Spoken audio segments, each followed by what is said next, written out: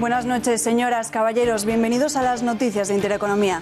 Indignación y estremecimiento son hoy las palabras adecuadas para definir el estado de ánimo de muchísimos españoles. Anoche las redes sociales empezaban a arder con la noticia de un hombre que había sido asesinado por llevar en los tirantes una bandera de España. Un hombre vinculado a las Hermandades Legionarias, de nombre Víctor, en Zaragoza. Una barbaridad que muchos medios de comunicación todavía están ignorando, pero que para nosotros es, sin duda, la noticia del día. El involuntario protagonista de esta terrible noticia es el ciudadano español Víctor Laínez, vinculado a la Hermandad de Caballeros Legionarios, 60 años, catalán de Tarrasa y vecino de Zaragoza.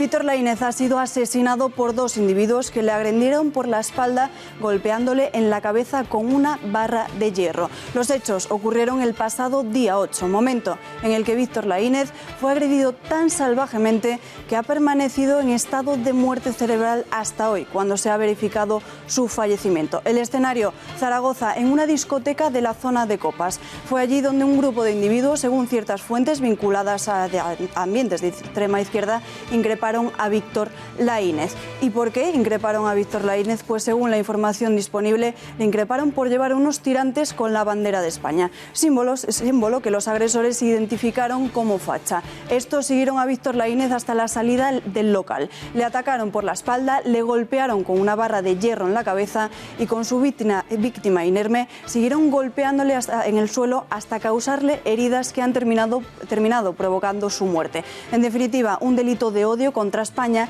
en la persona de un español. Por su impacto en la opinión pública, esta es hoy la noticia del día. Además, contaremos estas otras informaciones.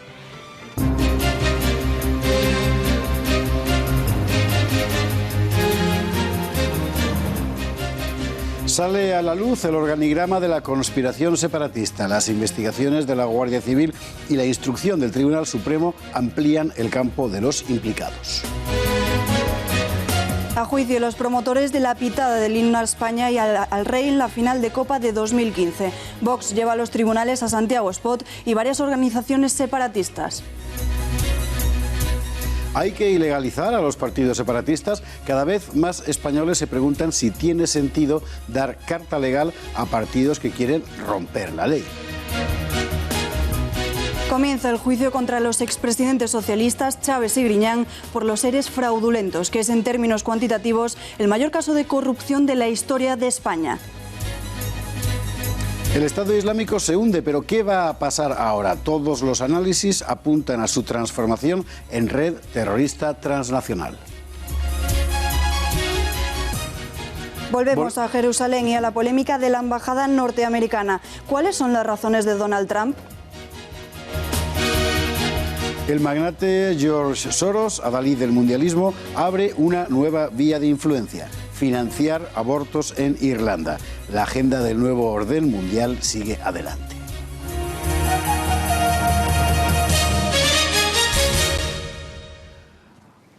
Abrimos nuestro relato con las novedades sobre la insurrección separatista catalana, porque ayer y hoy ha habido noticias importantes sobre lo que ya es, a todas luces, una conspiración. Alba Vila. Así es, Esparza, y es que según las investigaciones de la Guardia Civil y todo lo que ha trascendido de la instrucción del Tribunal Supremo, sabemos que el proceso estaría en manos de un comité estratégico del que, aparte de Puigdemont y Junqueras, la número 2 de la candidatura de Esquerra para las elecciones del 21 de diciembre, Marta Rovira, el presidente y la vicepresidenta del PDeCAT, Artur Mas y Marta Pascal, y la presidenta y portavoz de la CUP, Mireia Boya y Ana Gabriel. ¿Qué pretende saber el magistrado? Pues saber si hubo un concierto inicial, es decir, un pacto entre estos partidos que vemos aquí, Esquerra, las asociaciones también ANC y Òmnium, que hayan podido intervenir en actos de estrategia, programación, de coordinación, de apoyo o de ejecución para lograr la independencia de Cataluña. Del mismo modo, el magistrado pregunta si algunas de estas entidades han sufragado algunas de las acusaciones acordadas por los partidos. El juez Pablo Llarena solicita también a la Guardia Civil un informe judicial sobre los distintos actos de agresión, daño engaño, así como de grave resistencia o amedrentamiento, que ocurrieron en Cataluña en estas fechas que vemos aquí, el 20 y el 21 de septiembre, cuando se produjeron esos registros de las sedes del gobierno de Cataluña, el del referéndum ilegal del 1 de octubre y el 3 y el 8 de octubre, esas huelgas, para saber también la participación de los investigados en estas fechas y a qué magnitud. Solicita también otro informe sobre los fondos públicos de los que se haya podido disponer y que hayan usado para todo tipo de acto prohibido por el Tribunal Constitucional. Por ejemplo, campañas de civismo, diseño y emisión de vídeos promocionales, impresión de carteles y papeletas, compra de urnas o registro de catalanes en el extranjero u otras semejantes. El cuaderno de bitácora del proceso separatista en la siguiente crónica. El número 2 de Junqueras apuntó absolutamente todo en este cuaderno: iniciales, nombres completos, fechas clave, reuniones. Unas anotaciones que van desde febrero de 2015 hasta noviembre de 2016. Nombres como Puigdemont, Oriol Junqueras, Raúl Romeva, Ana Gabriel, Jordi Cuixart, Jordi Sánchez, Marta Rovira, Carmen Forcadell y Artur Mas. Anotaciones clave como el apoyo de RC a Convergencia. Y es que según estos apuntes, el apoyo de RC al Gobierno ha dado estabilidad al Ejecutivo. Eso sí, no sería posible sin unos presupuestos. Pero también se plasman sobre estas páginas los nervios y momentos de tensión. Y es que se les achaca que dudaran del 9N al calificarlo como una mierda y que ahora les tocaba a ellos. También que serían Carles Puigdemont y Oriol Junqueras quienes se comerían todos los marrones y se repartieran las medallas. Seguir hasta el final para conseguir la independencia también se escribe en esta especie de diario. Dicen que la única manera para que desde fuera presionen al Estado para que acepten el referéndum es que vayamos hasta el final, mantener con fuerza la hoja de ruta. Se muestran también sus intenciones de proyecto internacional al aparecer escrito que a nivel internacional solo nos escucharán si ven que vamos seriamente hasta el final. Aparecen también sus dudas ante escoger el camino de la vía unilateral o no hacerlo. Luces y sombras en la economía catalana, y es que según los últimos datos del INE, a pesar de que la creación de empresas en toda España en octubre es de un 1,5% más, la primera subida en todo el año desde marzo, en la región catalana cae un 14,3%. Se suma esto a la fuga de empresas, la bajada del turismo, reducción de inversiones y aumento del paro. Como vemos, frenazo en la economía catalana. Frenazo y gordo, y a esta caída se ha referido la candidata de Ciudadanos a la presidencia de la Generalitat, Inés Arrimadas, que dice que la economía catalana no aguantará otros 4 años de desafío separatista. Crec que Catalunya és forta, és molt forta, però per aguantar 4 anys més de procés no sé si és tan forta com per aguantar 4 anys més de procés. 3.000 empreses més que es puguin marxar, menys inversions, menys consum. Por su parte, desde el Gobierno, el ministro de Economía, Luis de Guindos, en puro discurso Rajoy, dice que confía en que después de las elecciones del 21 la economía catalana crezca por encima del 3%. Pero vuelvo a decirles, yo estoy confiado que después de los resultados y de las elecciones que van a tener lugar el 21 de diciembre, la normalidad vuelva y Cataluña vuelva a crecer en entornos por encima del 3%, que lógicamente no se han cumplido o no se van a cumplir en el cuarto trimestre. El 3% quizá no sea el porcentaje adecuado cuando se habla del gobierno separatista catalán, pero bueno, en esto Guindos no ha caído. En cuanto a la vicepresidenta del gobierno, no escarmienta y sigue vendiendo la imagen de virreina de Cataluña, cuando la impresión en general es más bien que los virreyes siguen siendo los que han estado financiando el separatismo por debajo de la mesa. Animar a todos los españoles, al conjunto de España, al consumo de productos catalanes en primer lugar, por el respeto que merecen los empresarios y los trabajadores de esta tierra. En segundo lugar, por poner en valor la calidad de todos ellos. En tercer lugar, porque nadie tiene por qué pagar las consecuencias de la irresponsabilidad del exgobierno independentista. Muy bien, pero algún día habrá que pedir cuentas a quienes han estado financiando al monstruo separatista entre la indiferencia general. Hablamos del Barcelona Club de Fútbol, por ejemplo. Bueno, por cierto que hoy ha habido noticia al respecto porque ha comenzado en la Audiencia Nacional el juicio contra Santiago Espot, presidente de Cataluña Acció, por haber promovido la pitada al himno nacional y al rey de España en la final de la Copa del Rey de 2015. Con nosotros tenemos a Javier Ortega, abogado de la acusación particular y secretario general de Vox, que fue parte personada en la causa y que ahora ve cómo los acontecimientos le dan la razón. Javier Ortega, buenas noches. Muy buenas noches. Porque a vosotros os echaron de la causa. Bueno, digamos que nos invitaron a marcharnos. Claro. Cuando hace 2 años interpusimos la querella porque consideramos que eran unos hechos inasumibles, el hecho de que se insultase al himno nacional, uno de los grandes símbolos de la nación, al jefe del Estado, pues consideramos que se estaban cometiendo delitos de odio, de ultraje a España, y iniciamos una querella que interpusimos inicialmente ante la Fiscalía General del Estado, continuó el proceso en el juzgado de instrucción en Cataluña, allí llevamos todo tipo de diligencias y cuando el juzgado de instrucción consideró que al haber delitos que podían afectar a la corona tenía que ser competente la Audiencia Nacional, al llegar a la Audiencia Nacional directamente lo archivaron. Tuvimos que recurrirlo ante la Sala de lo Penal de la Audiencia Nacional, por fin ganamos ese recurso, por cierto, sin mucha ayuda de la Fiscalía, que al principio no quiso apoyarnos, y una vez que ganamos el recurso conseguimos que la causa se abriera en la Audiencia Nacional, continuamos las diligencias y el instructor decidió que nos tenía que apartar. ¿Y cómo lo hizo? Imponiéndonos una fianza de 10.000 euros, que para nosotros, un pequeño partido, pues en aquel momento no teníamos la posibilidad de pagarla. Además, nos dieron un plazo muy breve, de muy pocos días, no pudimos pagarla y nos vimos apartados de la causa. Gracias a aquello, hoy hay por fin juicio y hoy se sientan en el banquillo Santiago Espot de Cataluña Acció y todos los que permanentemente han odiado. Y por cierto, recordamos en aquel momento, y hoy es bueno traerlo a colación, que querellas anteriores, por pitadas en Mestalla, o por pitadas en el Calderón, o pitadas en el Nou Camp, tenían los mismos actores, los mismos promotores, los mismos hechos y los mismos delitos, y se archivaron sistemáticamente, lo cual nos demuestra que a veces la justicia no es todo lo independiente ni eficaz que debiera. La verdad es que sí. Bueno, hay otra noticia importante con la que está conectada Vox y su acción jurídica, en realidad su acción política, pero en los tribunales, que es una instancia política también, puesto que forma parte de la vida pública, que es el recurso contra la excarcelación del exgobierno catalán. Bueno, el procedimiento, como bien sabéis, es un procedimiento mucho más amplio. Somos la acusación popular contra el golpe de Estado. Esta acusación comenzó hace más de 8 meses en el juzgado de instrucción número 13 de Barcelona, a raíz de una querella que interpusimos en aquel momento. Continuó luego en 2 causas abiertas en el Tribunal Superior de Justicia de Cataluña, contra la Mesa del Parlamento y contra el Gobierno. Continuó luego en la Audiencia Nacional contra Trapero y compañía y contra el Gobierno. Y finalmente ha terminado una de las piezas más importantes, o quien va a ser al final la causa principal, en la Sala de lo Penal del Tribunal Supremo. ¿Qué hemos interpuesto recientemente? Pues un recurso contra la excarcelación a través de la modificación de medidas cautelares que se habían acordado en la Audiencia Nacional y que el juez instructor ha considerado que había 6 de los exconsejeros que podrían salir de prisión. ¿En qué nos hemos basado? Pues en 3 cuestiones fundamentales. La primera, que entendemos que sigue habiendo riesgo de fuga, tienen una importante base en el exterior, en Bélgica, la Puigdemont, evidentemente, con importantísima financiación. No hay más que ver la velocidad de pocas horas en la que son capaces de recaudar hasta 600.000 euros de fianza, etcétera, etcétera. Consideramos que hay un riesgo evidente en la destrucción de pruebas, porque la mayoría de las pruebas, aunque ya no estén en las consejerías, la mayoría de las pruebas que hemos logrado en estos últimos 8 meses han sido gracias a registros de domicilios particulares o a registros de despachos o de institutos que no son propiamente consejerías.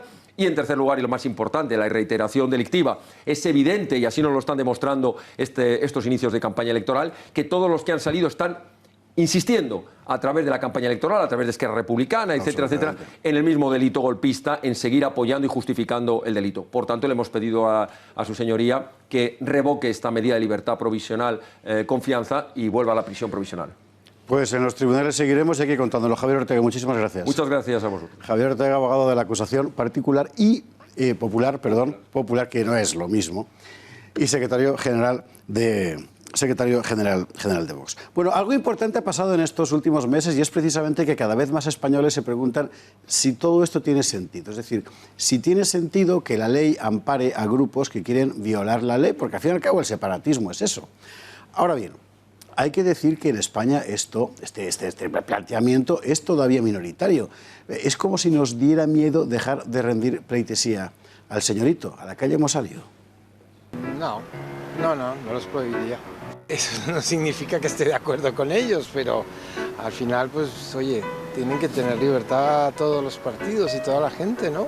Los partidos independentistas, sí. No los prohibiría. Me parece que debe entrar dentro de la libertad de nuestra sociedad y en nuestro talante democrático, ¿no? Hombre, por cómo han evolucionado las cosas y por cómo han hecho las cosas y teniendo en cuenta todo lo que se han saltado a la torera, sinceramente sí. Porque no, porque creo que es una opción más y que hay que dar lugar a ello. Dentro de la ley pueden existir, ¿por qué no? Yo sí, porque lo único que crean son problemas. Hombre, prohibirlo no lo prohibiría. Porque bueno, todo el mundo estamos en una sociedad libre y todo el mundo tiene derecho a opinar, a participar y a votar lo que quiera.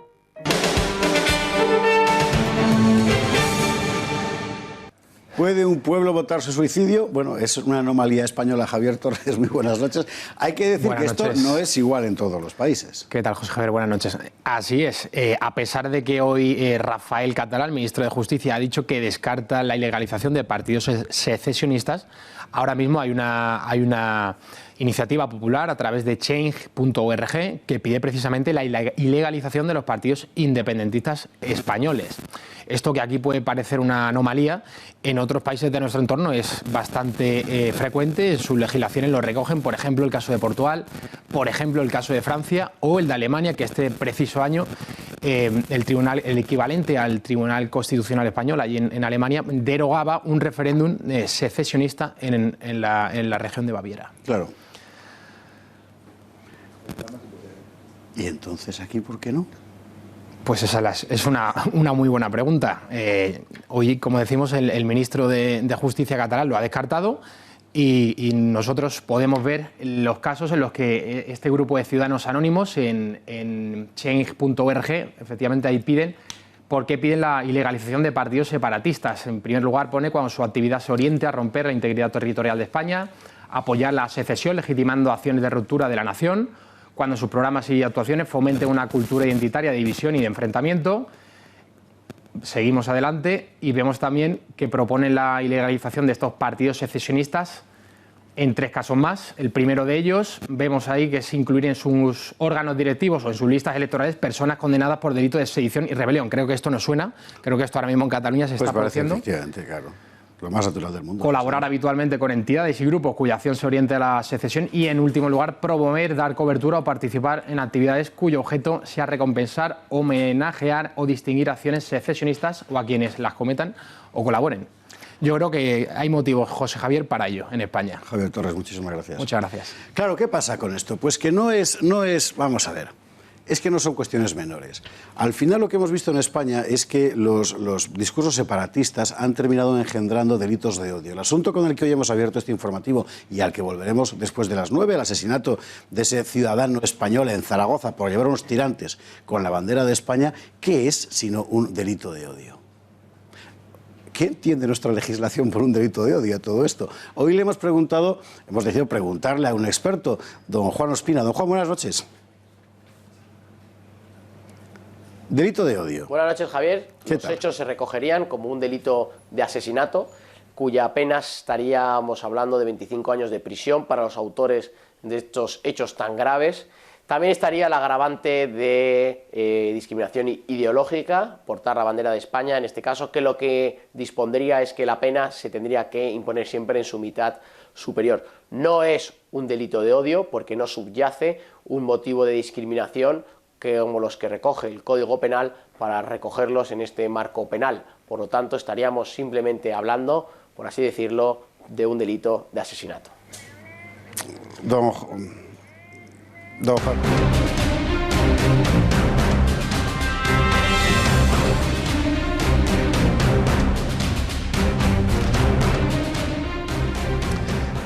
Bruno Navarro, muy buenas noches. Buenas noches. Bueno, es la noticia de la semana. Después de Siria, ahora el gobierno de Irak anuncia también la derrota militar del Estado Islámico. El Estado Islámico se hunde. Bien, pero ¿ahora qué va a pasar? Todos los análisis apuntan a su transformación en red terrorista transnacional y precisamente así nació como un grupo terrorista, entre otros. Para tratar de vislumbrar lo que pueda venir, no va a venir mal recordar cómo empezó todo. Laura Fernández Cañas lo preparaba en este vídeo. Vamos a verlo. Lo que hoy conocemos como Estado Islámico nació hacia 2004 como parte de la estructura de Al-Qaeda. Desde su origen se constituyó como grupo yihadista de orientación salafista suní, particularmente activo en los combates que por entonces librara la insurgencia iraquí contra el gobierno de Irak y las fuerzas de ocupación norteamericana. Prodigó los atentados contra miembros del gobierno iraquí y a partir de un cierto momento logró seducir la voluntad de personalidades relevantes de la vieja cúpula militar de Saddam Hussein. Se ha especulado mucho con la responsabilidad de Washington en el auge inicial del Estado Islámico. Parece probado que Washington, en efecto, estimuló la formación de diversos grupos yihadistas en el escenario sirio-iraquí, y ello con dos objetivos simultáneos: acentuar las luchas internas en el yihadismo y erosionar al régimen sirio de Bashar al-Assad. Fue precisamente la guerra civil siria que estalló en el año 2011 lo que dotó al Estado Islámico de una fuerza imprevisible. Armado con un credo ferozmente salafista y bajo la adecuada dirección política y militar de viejos colaboradores de Saddam, la organización dio un salto adelante. En 2014 cortó los lazos con Al-Qaeda y proclamó el califato sobre los territorios que había conseguido ocupar entre Siria e Irak. El dinero del petróleo y la complicidad ocasional de países como Turquía y Arabia Saudí, al calor del enrevesado conflicto sirio, permitieron que el Estado Islámico se convirtiera en una potencia temible, imponiendo un salvaje régimen islamista riguroso hasta el delirio. El ISIS o Daesh, como se le conoce por sus siglas, empezó a ser visto por los salafistas de todo el mundo como el líder indiscutible de la yihad. Miles de combatientes afluyeron desde todas partes al tiempo que sus consignas terroristas se extendían a Occidente. Mientras tanto, la guerra civil siria contribuía al crecimiento del fenómeno. Las cosas empezaron a cambiar cuando Rusia decidió intervenir en socorro de su aliado Bashar al-Assad.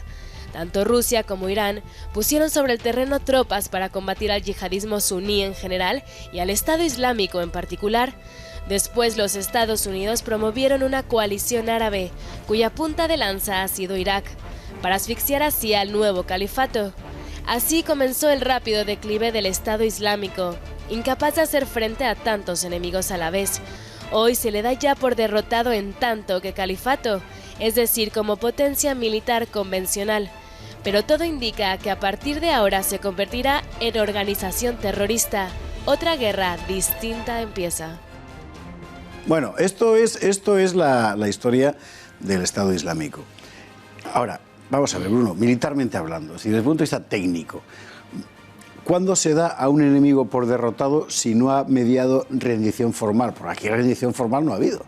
No, tampoco ha habido declaración de guerra. Tampoco ha faltado todo, ¿no? Sí. Es lo que tienen las guerras modernas, las guerras híbridas que llaman, las guerras no convencionales. Así que, bueno, esto es el pan nuestro cada día en los conflictos de hoy. No hay declaración de guerra ni rendición formal, ¿no?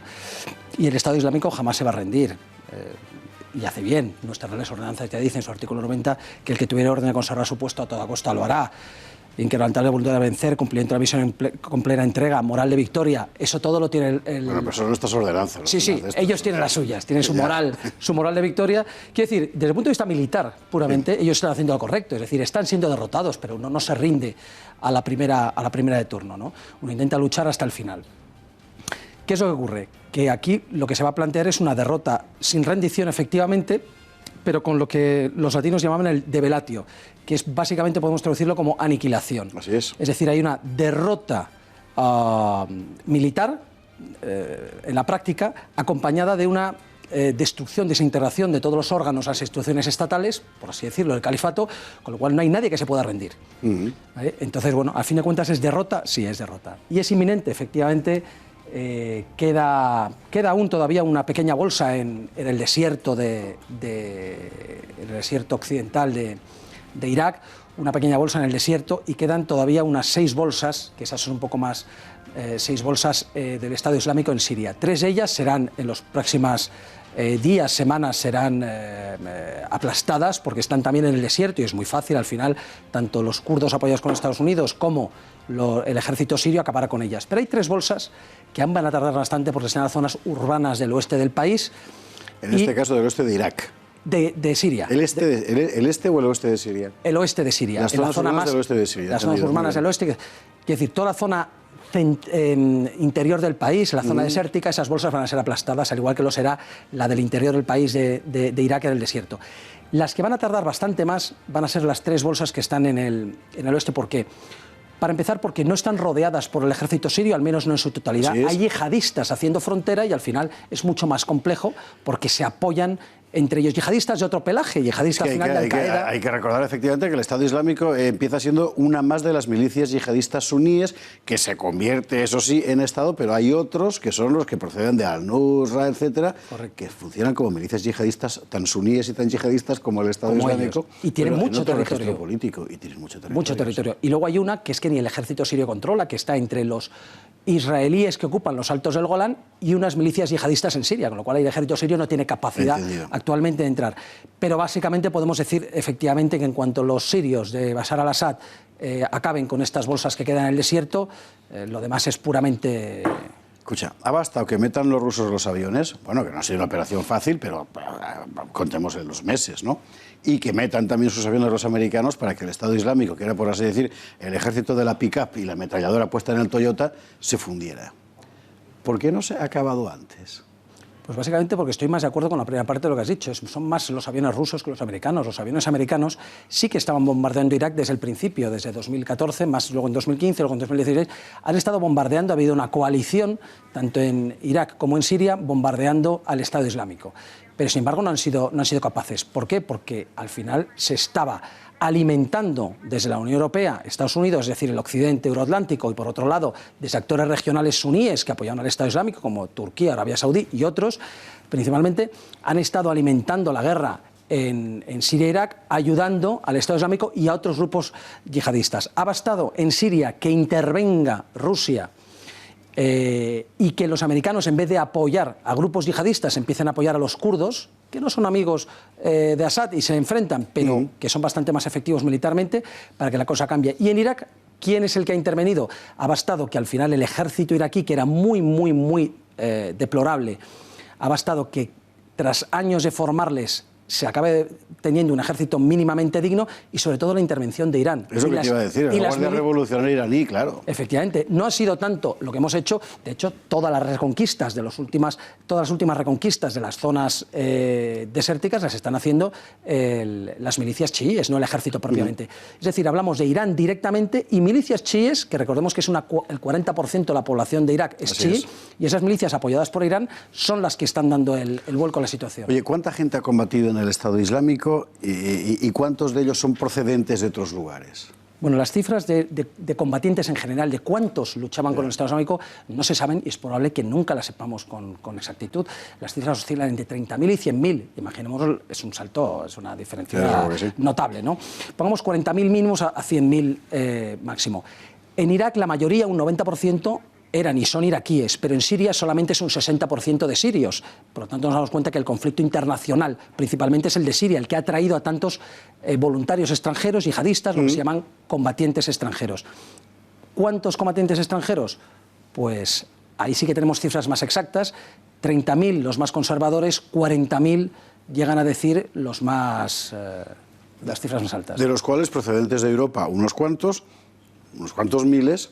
Ahora todo el mundo trata de evitar su retorno, no va a ser fácil y el temor es que lo que venga sea una ofensiva terrorista en breve plazo. Europeos entre 5.000 y 6.000, de los cuales Francia se lleva la palma con casi 2.000 de ellos, seguidos de Gran Bretaña y Alemania, pero lo importante para mí no es cuántos, sino qué porcentaje respecto a su población. Si tomamos las cifras de qué porcentaje, Bélgica es el país que ha sufrido más la salida de yihadistas, Suecia, Dinamarca y Austria. Y España también, naturalmente, con 222 aproximadamente yihadistas que han ido para allá. ¿Cómo se evita el retorno? Hay un temor, claro. ¿Cómo se evita el retorno? El primero, y es el que realizan todas las cancillerías, todos los países occidentales, en el mundo, principalmente occidentales, ¿qué es lo que hacen? Intentar que mueran allí. Facilitar que encuentren ese paraíso y ese martirio que buscaban, con lo cual es lo más cómodo que mueran en la batalla allí, eliminarles allí, que no causa, nadie pregunta ni nadie nada. Después, identificándoles allí, si no se les puede matar o propiciar su muerte, identificándoles para identificar también sus movimientos y controlarles en su vuelta a Europa. Y por último, el control de fronteras, eso a ciegas, hacer un buen control de fronteras, que es donde estamos fallando por esa política errática y suicida y buenista ¿Y qué es lo que hace qué es lo que hace que estemos preparándonos para aunque no se diga, para un recrudecimiento de la ofensiva terrorista en medio plazo? Yo no estaría tan seguro. Es cierto que hay posibilidades, pero es cierto que el Estado Islámico lleva perdiendo y está derrotado, se sabe su derrota desde hace muchos meses, ha perdido prácticamente todo, y sin embargo no se ha notado en Occidente un aumento de los retornos de retornados. ¿Y esto por qué es? Primero, porque la mayoría de ellos no quiere regresar. No regresa porque sabe que le espera la cárcel. Antes no. Ahora es más difícil para ellos pasar desapercibidos y van a ir a la cárcel. Unos se quedan, los menos, se quedan en esas zonas aunque estén vencidos, y los más lo que están haciendo es migrar a otros lugares donde hay yihad, y tienen donde elegir. Tienen Filipinas, tienen Indonesia, tienen Yemen, tienen Somalia, tienen Libia. Tienen muchos sitios donde continuar esa guerra santa para ellos. No deja de ser una mala noticia. Al fin y al cabo se trata de vencer al enemigo llevándole a otro lado. Bruno Navarro, muchísimas gracias. Y hasta la semana que viene. A vosotros, un placer. Nosotros hemos de contar 1000 cosas. Entre otras, por ejemplo, que tenemos al juez de instrucción número 13 de Barcelona ingresado con pronóstico grave. Hablaremos de ello un poco más tarde. Ahora lo que vamos a hacer es relajarnos un poquito con los deportes que nos trae Juanma Pérez Noya.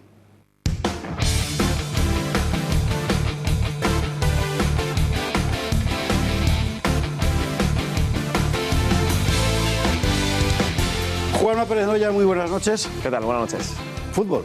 Sí, fútbol y mundial de clubes. Es verdad que ahí es un mundial, el mundialito que llaman.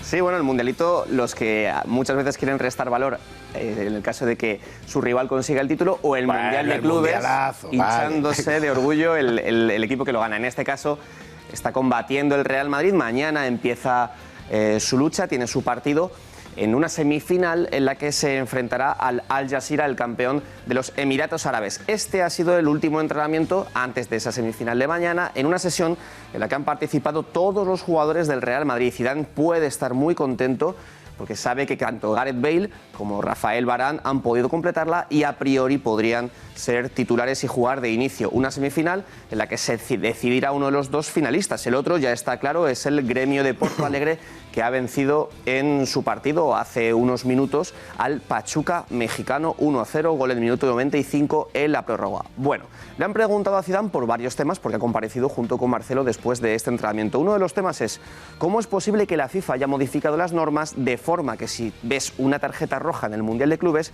se te puede aplicar al resto de competiciones. Es decir, sí, eso es que ni por dónde coger.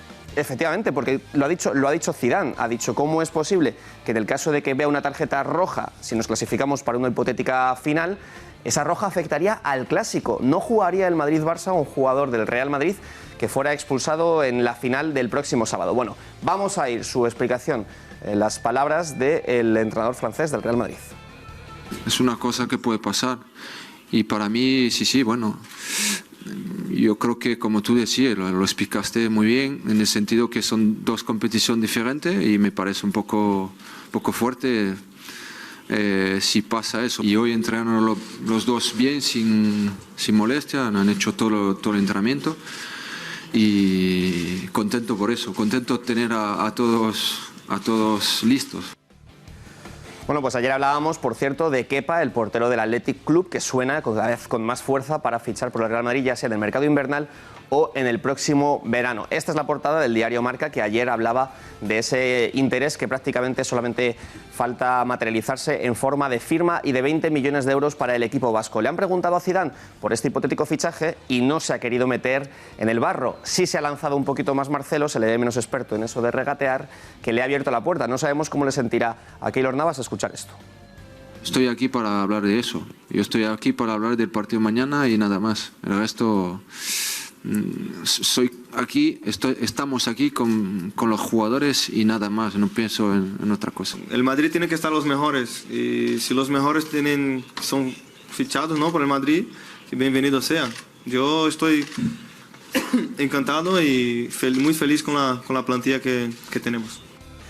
Venga, y muy rápidamente hay que hablar de otro posible fichaje, en este caso para el FC Barcelona. Yerry Mina, central colombiano. Mascherano quiere irse en este invierno y un jugador que estaba seguro fichado para junio podría adelantar ahora su fichaje.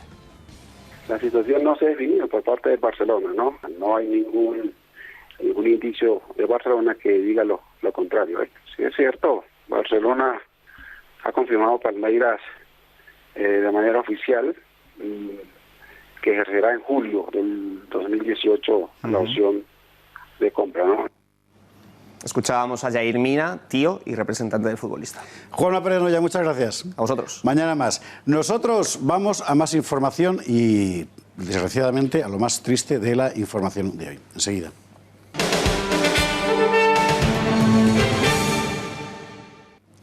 Bueno, está siendo la noticia del día. La conmoción que ha causado en buena parte de la sociedad española, nos consta por las redes sociales, es enorme. Se trata del asesinato de ese ciudadano español en Zaragoza por llevar unos tirantes con la bandera de España. Es un crimen de odio contra un español por ser español, y quien le ha matado muy probablemente también es otro español. En fin, en Zaragoza está María Matos, que se ha marchado con la cámara y el equipaje a contarnos lo que está pasando. María, buenas noches. Buenas noches, José Javier. Buenas noches, Alba. Pues estamos en el punto exacto, en la calle Antonio Agustín, en el bar Tocadiscos. Aquí es el lugar exacto donde nos encontramos ahora, donde la noche del jueves al viernes se asesinó a Víctor.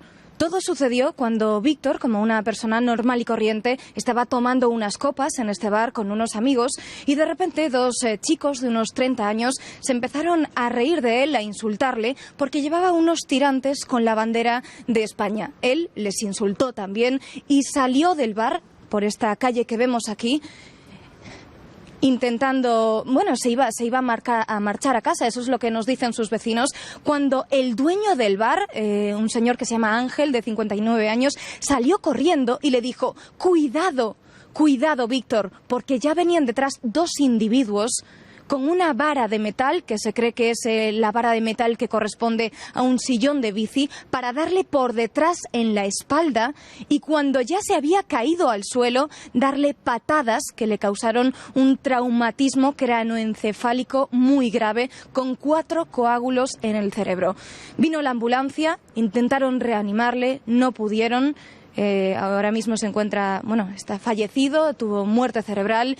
Y aquí donde estamos, como podemos ver, hay una especie de altar improvisado con velas, con flores, con banderas de España, porque la verdad es que este barrio es un barrio muy pequeño al que nos ha costado mucho llegar, porque hay como una especie de silencio absoluto.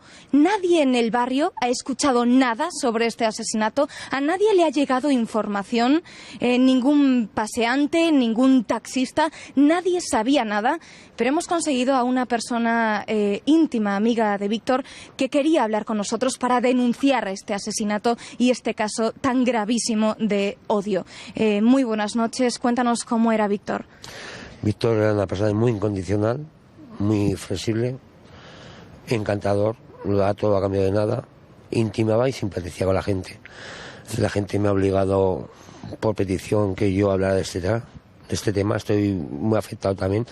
La gente está muy dolida, de ahí el silencio, el barrio es bueno, muy tranquilo y muy seguro. ¿Este bar era peligroso para poder que sucediese aquí un asesinato de este calibre, tan solo por llevar unos tirantes de la bandera de España? ¿Era esto normal? ¿Es algo habitual? No, para nada, al revés. Es un barrio muy tranquilo, muy de vermú, que nos conocemos todo el mundo, llevamos años, es decir, es un barrio céntrico, muy pequeñito y muy humilde.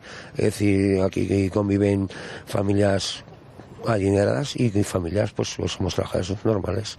¿Víctor había tenido alguna vez una pelea de este tipo? ¿Se habían metido con él por su ideología o cualquier cosa? No, Víctor nunca ha sido agresivo. Al revés, todo lo contrario. Demostraba su experiencia de ser buena persona y podría aconsejar. El mozo se vio acosado, perseguido y maltratado por la espalda y apaleado hasta el final de su muerte. Gracias, les damos el pésame en nombre de Intereconomía a todos ustedes. Yo lo único que quiero decir que el barrio me ha obligado a hablar sobre esta persona por petición propia de gente que lo lleva dentro de su corazón, que hay personas que lo aman, lo adoran, y es que no hay palabras, es decir, estoy obligado a expresar lo que la gente quiere. Muchas gracias. José Javier, se sabe que 2 de esos individuos, uno de ellos es chileno, no sé si podemos ver la foto en las pantallas, que tiene rastas hasta prácticamente la cintura, y otro de ellos es más bajito, corpulento. Uno ya está detenido, el de las rastas, y el otro, la policía no se sabe aún dónde está, pero se cree que pertenecen a un grupo de ocupas que están residiendo en la antigua cárcel de aquí, de Zaragoza, y que está apoyada por el gobierno de aquí, de Zaragoza en Comú. Y María, ¿sabemos si el Ayuntamiento de Zaragoza va a decretar algún día de luto o alguna especie de homenaje? Hemos preguntado a los vecinos, también a los familiares más cercanos. Nadie les ha llamado, ni siquiera una llamada. Nadie va a decretar días de luto. Aquí no se sabe nada. Salvo alguna mini noticia que ha salido en la radio, nos contaba uno de sus amigos, pero totalmente silenciado. De verdad, totalmente silenciado, y quiero que sepáis todo lo que nos ha costado llegar hasta aquí, hasta este barrio. Hemos entrado en muchísimos bares preguntando pues dónde había sucedido esta pelea, tal. En realidad todo el mundo lo sabe, pero nadie quiere hablar. Totalmente silenciado, como os digo. María Matos, muchísimas gracias. Te vemos luego en El Gato, que vas a volver allí con más información. Enhorabuena por el trabajo y hasta dentro de un ratito. Gracias. Buenas noches. Bueno, la historia es terrible, y es terrible la atmósfera, además, de omerta que hay en Zaragoza sobre esta cuestión. Dentro de un rato, en El Gato al Agua, saldrá María Matos con más información. Esperemos también que con más invitados, si alguien se atreve a hablar sobre el asunto. La verdad es que es una cosa, en fin, realmente asombrosa. Deberían saber, y seguramente lo saben por el calor de las redes sociales, el impacto enorme que ha causado esta noticia, porque, vamos a ver, desgracias de estas puede que pasen todos los días, pero una evidencia tan clara de odio a lo español en España, que llega hasta el asesinato de alguien, es algo completamente descabellado. En fin, hemos de cambiar de registro. Ya digo, en El Gato al Agua dentro de un rato más información sobre el asunto, porque hay última hora respecto a esta noticia que avanzábamos aquí hace un momento sobre el ingreso con pronóstico grave del juez del Juzgado de Instrucción número 13 de Barcelona, que es el que está llevando las causas primeras contra el golpe separatista. Y Javier Torres en la redacción tiene toda la información. Javier. Buenas noches, José Javier. Efectivamente, el juez de instrucción número 13 de Barcelona, Juan Antonio Ramírez Súñer, que es el que está llevando la causa del referéndum ilegal del 1 de octubre, ha sido ingresado esta tarde en Barcelona, en el hospital clínico, a causa de una enfermedad intestinal. Está, como decimos, en estado grave. Súñer, el mes pasado, fue quien ordenó la detención de los organizadores del referéndum el 20 de septiembre, además del registro de la Consejería de Economía, que no nos olvidemos estuvo cercada durante horas y que provocó que la Guardia Civil no pudiese salir hasta altas horas de la madrugada. Además, Ramírez Súñer abrió a finales de 2016 una causa por la filtración de datos fiscales de los catalanes, tal como anunció y confesó el líder independentista y exjuez Santiago Vidal. Javier Torres, muchísimas gracias. Y, en fin, mañana más. Gracias. Y más información que vayamos teniendo, por supuesto, se la iremos contando. Ahora hemos de cambiar de tema, aunque no, nos vamos de tribunales.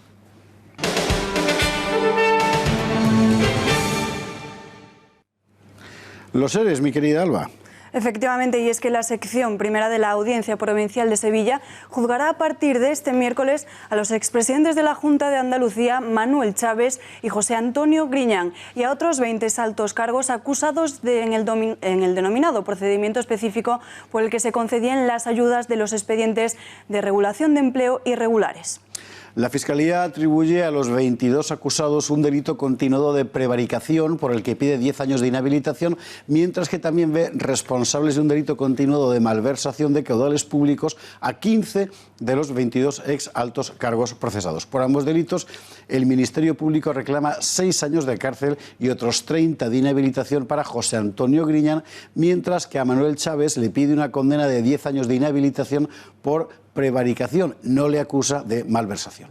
Por el delito de malversación esparza, el Ministerio Público pide 6 años de cárcel y 20 de inhabilitación para Griñán, Martínez Aguayo y Manuel Gómez, mientras que para los otros 12 altos cargos, que fueran en su día altos cargos, eleva su petición por el delito de malversación hasta los 8 años de prisión y la misma pena de inhabilitación. La Junta de Andalucía, por su parte, pide el archivo del expediente.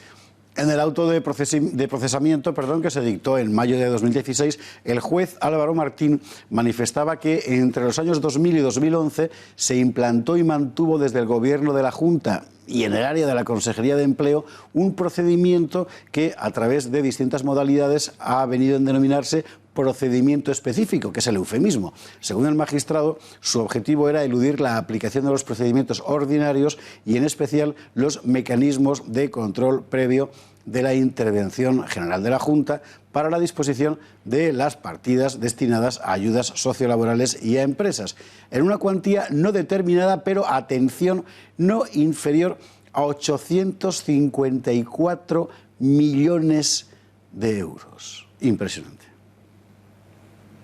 Bueno, vamos a otros asuntos porque hemos de ir a información internacional. Aquí tenemos pendiente entrar a fondo en la cuestión de Trump y Jerusalén. Queremos dar un poco de luz, así que, mi querida Beatriz, ráfaga, que vamos enseguida con un invitado de excepción.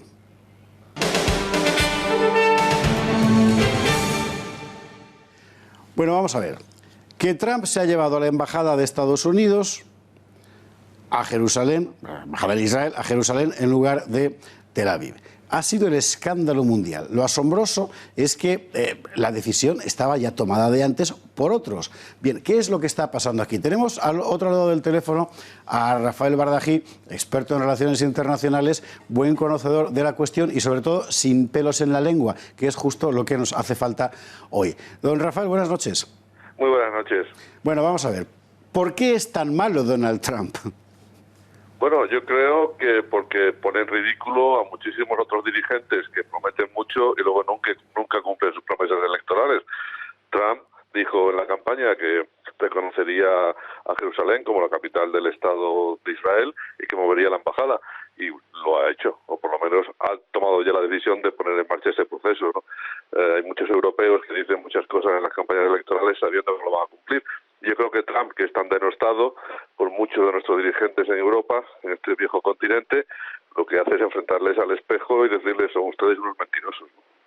Hay una cuestión evidente, y es que esto, claro, cualquier decisión que se tome en Oriente Próximo y Medio rápidamente repercute en un contexto complejísimo, laberíntico. En este caso concreto parece que tiene mucho que ver con el, no sé si cambio de alianzas, pero sí, digamos, diferente inclinación de balanza en la relación Irán-Arabia Saudí, que con Obama era una y ahora con Trump es otra.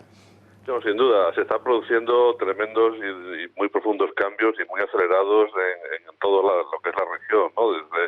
Desde Egipto hasta Pakistán, ¿no?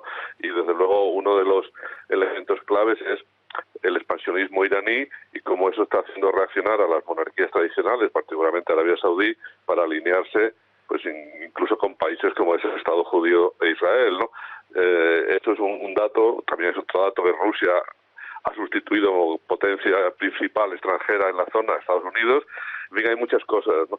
Pero yo creo que en el elemento de mover la embajada, lo que ha hecho Trump está menos relacionado con los cambios tectónicos de la zona, que simplemente decirle a los palestinos: mire usted, el tiempo ya no juega a su favor, ustedes han creído siempre que el tiempo iba y la negación de sentarse a negociar con los israelíes jugaba a su favor, pues ya eso no es así, ¿no? Por múltiples razones, entre otras serie de cosas, porque Estados Unidos ya no está incondicionalmente detrás de ellos, y porque hay otros cambios, como es el propio de Arabia Saudí, Irán en la zona, Rusia, que tampoco les favorece, ¿no?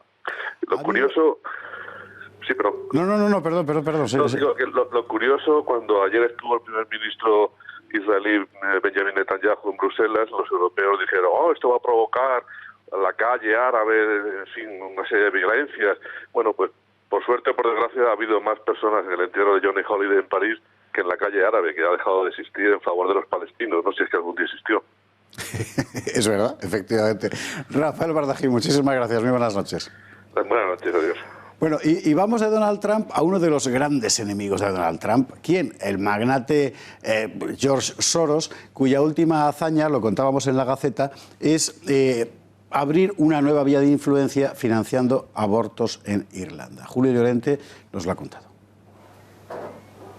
Buenas noches, José Javier. Irlanda tiene una de las legislaciones más restrictivas en lo que a aborto se refiere. No en vano, en 1983 se aprobó en el Parlamento de este país una enmienda constitucional en la que se establece que el derecho a la vida del no nacido debe ser protegido del mismo modo que es protegido el derecho a la vida de la madre. Por tanto, en Irlanda solo se puede abortar en un supuesto muy claro: que la vida de la madre corra riesgo. Sin embargo, esta legislación pro vida corre serio riesgo, está seriamente amenazada, pues el primer ministro irlandés ha convocado para 2018 un plebiscito en el que los ciudadanos de este país votarán si la legislación, si la enmienda constitucional debe permanecer tal y cual está ahora, o si por el contrario debe alterar su naturaleza y aceptar el aborto en más supuestos.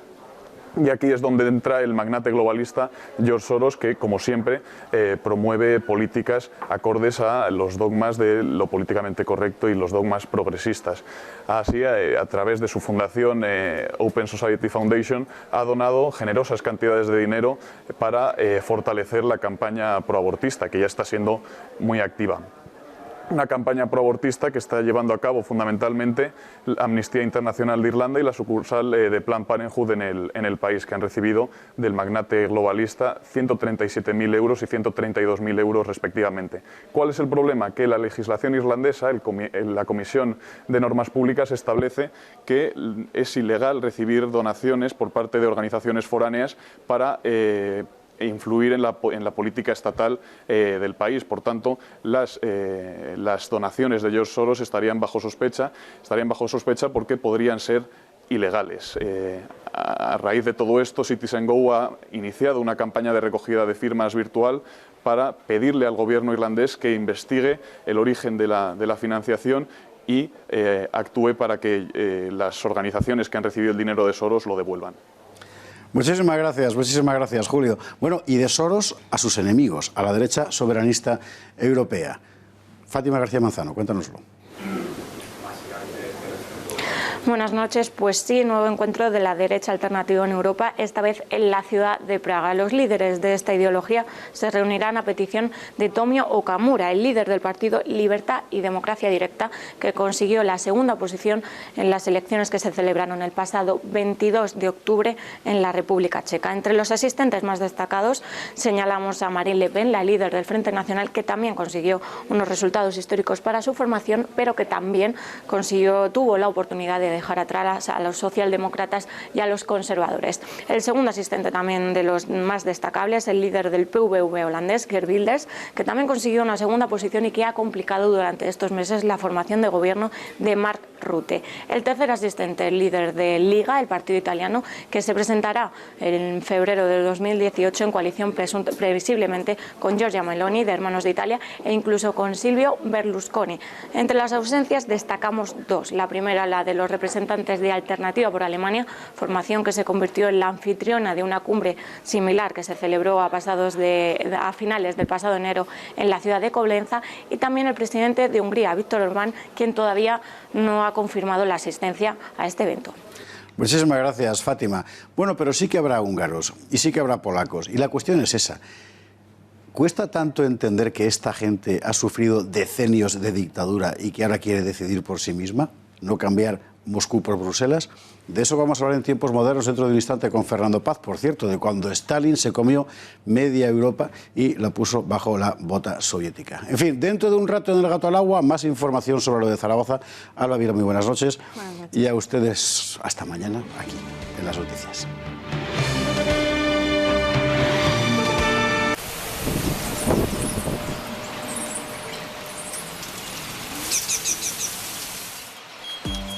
Este miércoles volveremos a amanecer con frío a pesar de que suben las temperaturas mínimas en áreas del noroeste.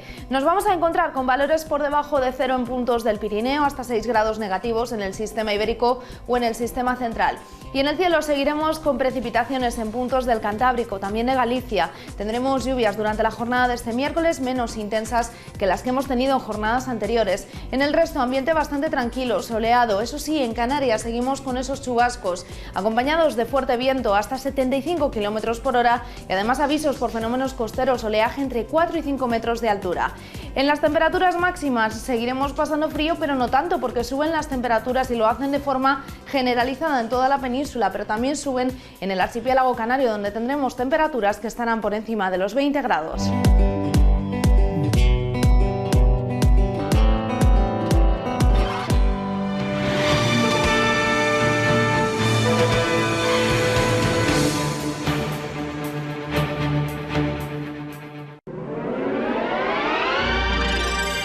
Volver